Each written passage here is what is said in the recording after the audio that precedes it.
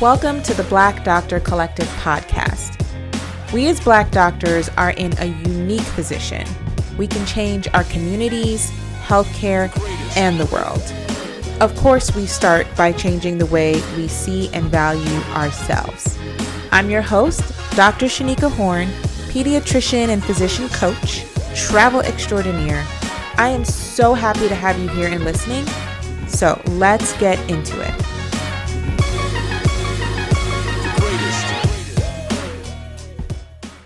Hello, welcome back to another episode of the Blk Doctor Collective Podcast. We have been getting into it, the nitty gritty. So if you haven't listened to the last few episodes, we talked about getting the job you want, negotiating, both during the interview process and then specifically for you. And so I was thrilled to get this question this week. We have a question from Dr. Anu. Thank you, Anu, for submitting. Funny enough, I have an Indian friend named Anu and I have a Nigerian friend named Anu, and they're both doctors. Anyway, so we have a lot of Anu love around here. Dr. Anu asked, how do you know when to negotiate for a raise? I actually just went and got my phone so that I could repeat Dr. Anu's exact question, because I love a paraphrase and sometimes that paraphrase ain't right. Okay. Her question is, what is the normal time frame to start asking for a raise? So I've been covering how to negotiate for a raise during the interview process. You're at a new job and you are thinking about what to ask for and when to ask during the interview process. And so we've been covering that a bit in the last couple of weeks. So I reached out to Anu and I just asked if it was a question regarding her current position or in a new job. So she wanted to know specifically about a current position, and we are fans of that around here. Okay. Anu wants to know, she's in her current job. When is a good time to bring up a raise conversation? I think this is fantastic because so many people have no idea when, even when they know they want one, right? Some people think they have to wait for an annual review. That's not the case. You don't have to wait for an annual review. Some of your jobs don't even have annual reviews. Honestly, one of the questions I ask in an interview process is around that. How am I going to know if I'm being evaluated well? What's the structure for feedback around here? And then is there an annual assessment? Is there a recalculation of salary? Are there timed raises that account for inflation? Because y'all know everything going up but the check. Okay, that's such a good question. And of course, I'm going to tell you guys a story at a point during the episode about one of my clients who had a similar process. But first, I just want to say, you can literally negotiate at any time. Likely you've done some kind of reassessment. Either you're looking at the job duties that you're currently doing and you're thinking that it doesn't match the salary I'm getting, or I'm doing more work than maybe someone else and they get paid more than me, or they make the same as me, or I don't really know or care what they get paid. I just know that I need to earn more. A lot of those thoughts happen in our head. Another thought is, I didn't ask enough questions when I got hired for the jobs. We talk about this in the couple episodes previous where we talk about interviewing. Something happens in the interview process where we are so internally preoccupied with how we present that sometimes we find ourselves agreeing to things that we don't even remember agreeing to, or we don't know why we agreed to it. You ever get caught by a question, just caught off guard by a question, and they're proposing something to you and they're so excited about this and you're like a deer in headlights. You don't even know what's happening. You don't want it, but somehow the word yes, that you're okay with it, still comes out of your mouth. And as soon as you leave that conversation, or later at night when you're laying in bed, you're like, why did I agree to that thing? We get so internally preoccupied when we're having conversations with people and during which the stakes are really high. So an interview process is one of those. I think this is another process, right? Where we are so internally preoccupied that we get distracted by ourselves and we are wondering how we ended up in a job where we are either we started off underpaid, we never negotiated to begin with, or since we've started, the job description has changed so much. They've tacked on so many duties, so many responsibilities. You're spending way more time than that allotted FTE time frame or whatever hours that they agreed to. You're well exceeding that. You're doing projects and research and you're teaching and if you're not even doing any of those, you're seeing patients, probably more patients than you thought you were going to see. You're responding to more messages. You're filling out forms. You're fighting insurance for prior auth. There's no end to the responsibility. And so you're reassessing this job and you're thinking, I just need to get paid more. That is the time you ask for a raise. We're not waiting for annual, right? Some people think it's easier to wait for an annual, but let me tell you, it's not. You're just talking yourself out of it because that annual mark will hit and you still will not ask if you have not done the internal work to not talk yourself out of it. The goal here is to not talk yourself out of the ask. That is the biggest hurdle, to be honest. Things that you use to talk yourself out of it are all fear-based. You don't want to ruffle feathers. Maybe you like the job and you don't want to seem ungrateful. You, for some reason, think that by asking, you're going to piss someone off so bad that they're just going to fire you on the spot.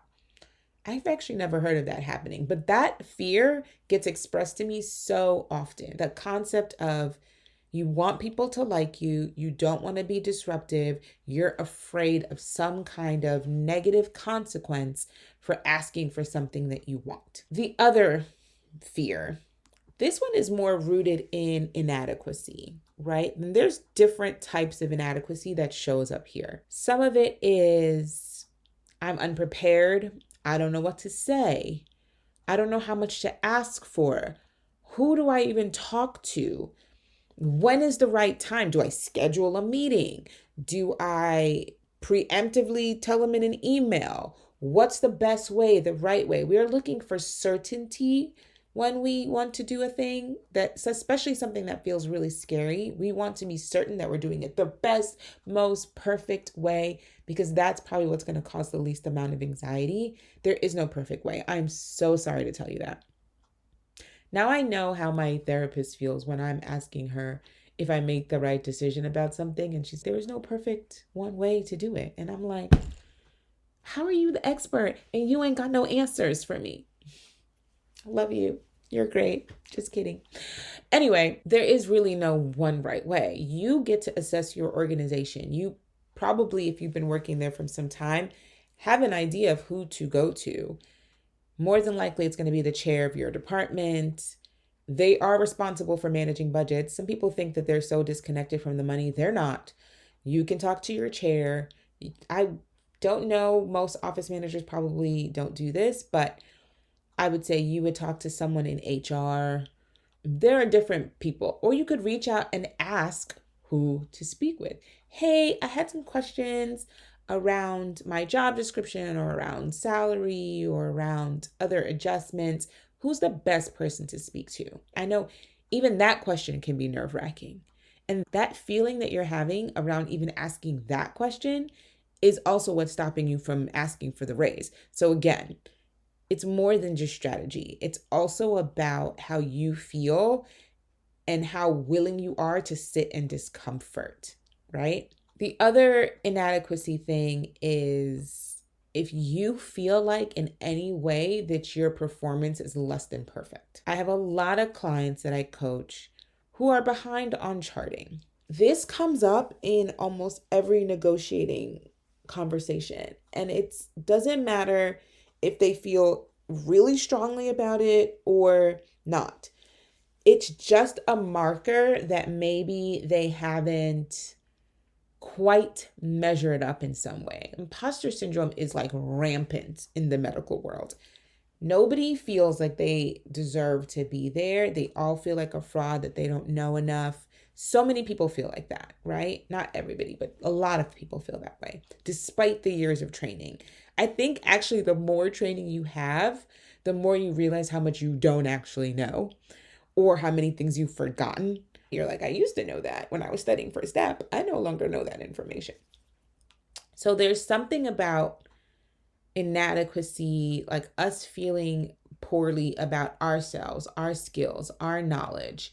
Sometimes it is, I'm not keeping up with my charting. I get flagged for having overdue charts, lots of overdue charts.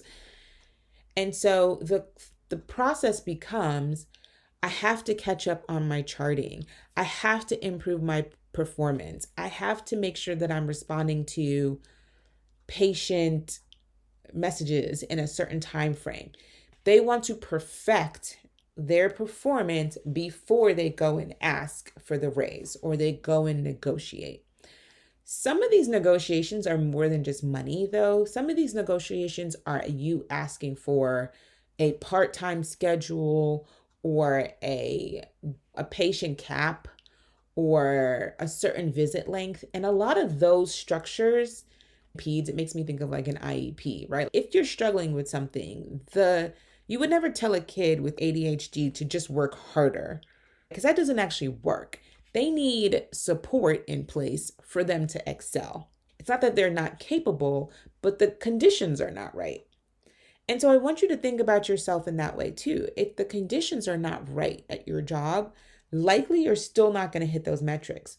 What you're going to end up doing is working harder and harder for years, burning yourself out, never getting the money you need, never getting the schedule you need, never getting the support you need. So let's talk about how that's not actually the best way to proceed, is to work harder. If you are behind on your charts, if you are behind on your patient messages, if your patient satisfaction score isn't top, first of all, those things are really biased and they include everything the patient encounters from the time they walk into the door before they even hit the exam room. So most of those scores are not even about you as a doctor. Sidebar. But if any of those things feel imperfect, that is not a reason for you not to negotiate. I need you to hear that. Being imperfect, having things that you deem are less than or not meeting a metric, is not a reason for you not to negotiate. And it's also not a reason for them not to agree. Okay? So most cases, they're not holding that against you. If they are, you probably need to reassess the work environment in general, right? Because they should be doing something to support you, not to negate you. I want you to spend some time thinking about what is really stopping you from asking the question that is critical, okay? You want to negotiate. We've gotten through some of these hurdles. There's some mind trash we got to sweep out. How do you bring it up? We talked about there's no perfect way. You find the person in your organization who's the person who's going to be able to either make that decision or point you to the person who can make that decision. In your mind, you have to do the work to not talk yourself out of it. And our brain needs evidence. We're doctors. Our brain wants evidence to see that we are worthy, because that is also the other half of the inadequacy. You either feel bad about something or you feel unworthy. What are the reasons you need that raise? Sometimes it's just purely statistical. People in this job make this amount of money. I'm making less than that. I would like to at least have a comparable salary. Straight numbers. That's an easy data point. End of story. Could be the job description has changed. I agreed to a salary of this amount for this set type of work. That's no longer the case. My work volume has increased. My responsibilities have increased. So therefore, the salary needs to increase. That's another point. If you're able to just list out, maybe it's just an annual, like year over year, inflation happens. You should actually be earning more money, even if you're just doing the basic tenets of your job. You should be able to earn more money. They're earning more money probably, and they're earning way more money off of you than you're earning. So usually it balances out. But you want to go in understanding why you need the thing you need. And that's not for them, that's for you. That's for you to prove to yourself that this is worthy of asking. This is worthy of the discomfort that you're going to feel in initiating this process and in having this conversation. So I always like to think of all the wonderful things I will do with money if I'm super rich, right? Or even if I just earn an extra X amount, it's going to help me with my family. It's going to help me accomplish some other goal. It's going to help me support someone in some way. I usually have a list of 50 million things. By the time I create the list, the money I'm asking for ain't even enough. And then I feel really motivated. Like, at least let me get this amount so I could get started on this process, because I have lots of things that I would like to afford to do, a lot of people I would like to support. And this is just one step in that direction. So you target the person, you have your reason why. You want to have the amount that you're asking for. Again, you can use data from comparable positions. You can have conversations with recruiters. You can accumulate data from a lot of different sources on what it is you should be making. And then you can also just ask, do you guys have a process for reevaluating my role and additional income I could earn? That is a little more passive, honestly, and they will probably not offer you the toppest dollar, even when they do their reevaluation. So being prepared with range, I think, is really helpful. And then you go in and you have the conversation. This is not about a script. I could tell you everything to say and you still won't do it. Or things will not go as planned, because we're talking about human to human interaction. You don't know what the reaction is going to be. And that is your fear, is that you don't know how the conversation is going to go. Having a script is going to keep you in that internally preoccupied place where you're so worried about, did I say it right? Is this the exact right thing to say? When do I say the amount? If they say this, then what do I do? I think you should have answers to a lot of those questions. Just vetting out, what do you want to say? And don't make any decisions in the moment. If you're one of those kinds of people that wants to make a decision right away, have an answer for the fact that you're going to need to think about it, right? Say, okay, thank you for presenting this number to me. When would you like a response by? When do you need me to come back to you? That at least builds you a buffer of time to think about it. Don't make decisions in the moment. We talked about this when signing contracts. This is not an Apple agreement. We don't sign on the dotted line without reading it, okay? So same thing here.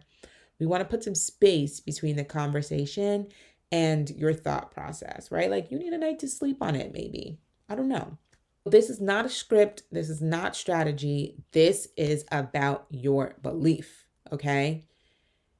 So I promised you guys a story, and it was when I very first started coaching, I had a anesthesiologist reach out to me about negotiating her salary. And she knew that she was underpaid. She knew that people that came in after her had been paid more than her, particularly white men that were getting paid way more than she was. And she really liked her job. She enjoyed all of the components. There was room for upward mobility. Some of you, if you've been around here long enough, have heard this story before. It's still a good story. So we met and we did the research. We pulled all those numbers. What should she be making? What people in her area are making? Getting all this data, realizing, I think when she started, she was thinking about asking for an additional 90K or something. Anyway, we ended up with a number of about 150K, right? That she needed to go in and ask for. She contacted her department chair. They happily set a meeting. The morning of the meeting, it was canceled. She was prepared. She had done the work.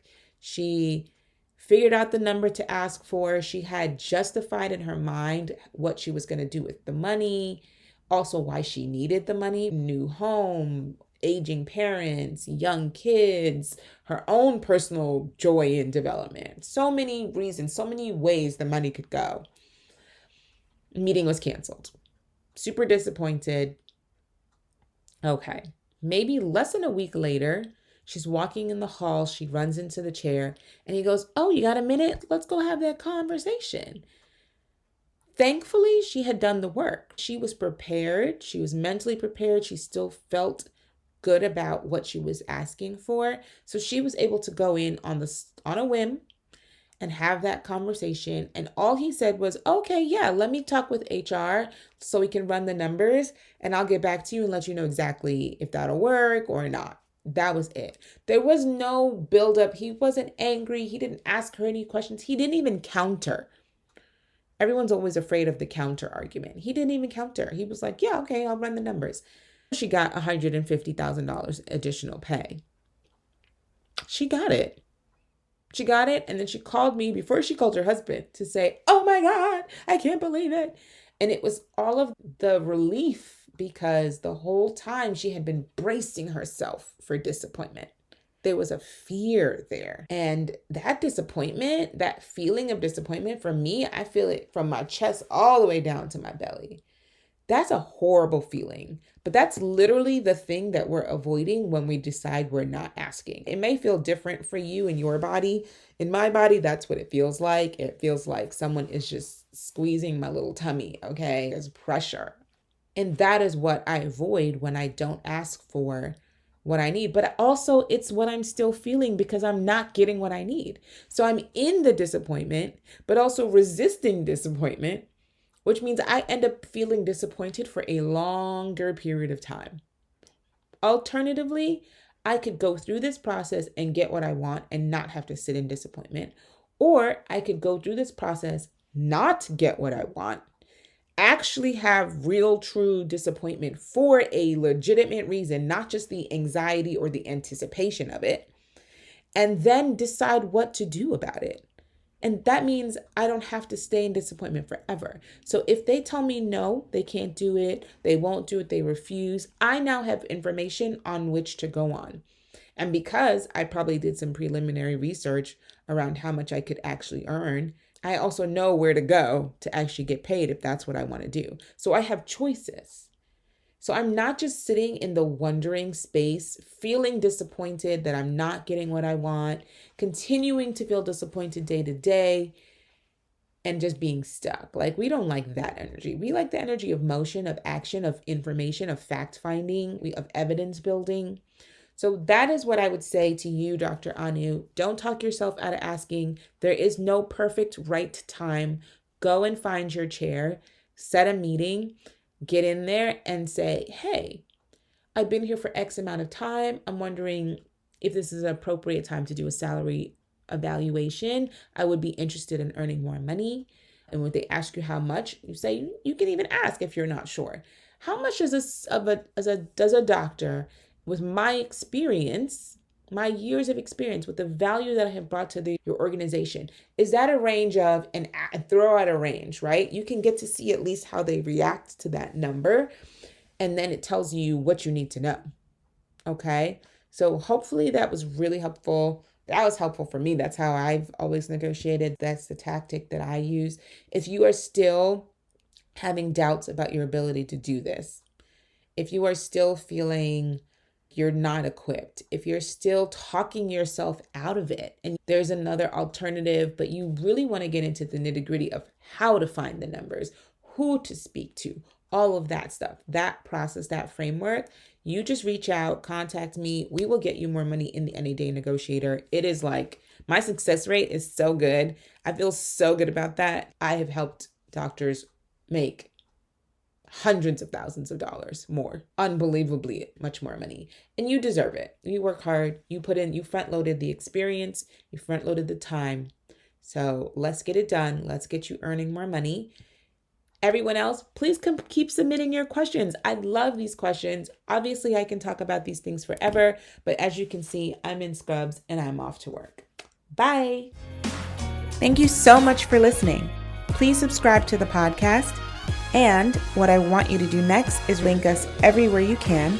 Instagram at The Blk Doctor. Just become part of our collective. I want you here. Thanks. Until next time. Bye.